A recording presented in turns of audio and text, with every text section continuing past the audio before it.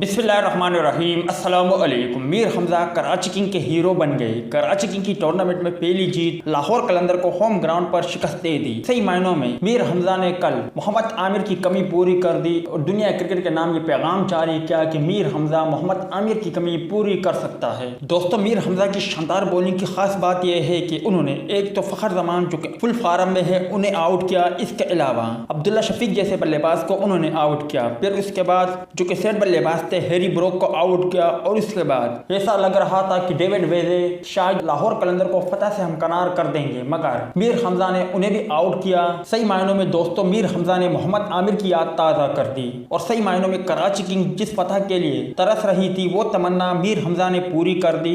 कुछ भाइयों को मालूम होगा कि मीर हमजा की कौमी टीम में डेब्यू भी हुई है, मगर अब मीर हमजा की बॉलिंग में काफी बेहतरी आई है। मीर हमजा की बॉलिंग ने जिस तरह कराची किंग की कमी पूरी की है, ऐसे ही कौमी टीम में भी मीर हमजा मोहम्मद आमिर की कमी पूरी कर सकता है। दूसरी जानिब कश्मीर से आया टैलेंट जमान खान की बात करें तो उन्होंने भी गुज़िश्ता कल बहुत ही शानदार बॉलिंग का मुजाहरा किया था और 4 खिलाड़ियों को आउट किया। जैसे कि आप भाइयों को मालूम होगा कि जमान खान पहले ही कह चुके हैं कि मैं कौमी टीम में अब कमबैक के लिए पुरजोश हूँ और मेरी ख्वाहिश है कि मैं कौमी टीम में डेब्यू करूँ और पाकिस्तान के लिए अहम किरदार अदा करूं। आप भाइयों को क्या लगता है कि मीर हमजा, मोहम्मद आमिर जबकि जमान खान क्या मलिंगा की तरह आने वाले वक्तों में बॉलिंग कर सकते हैं या नहीं? इस हवाले से कमेंट सेक्शन आपके कमेंट्स का मंतज़र रहेगा।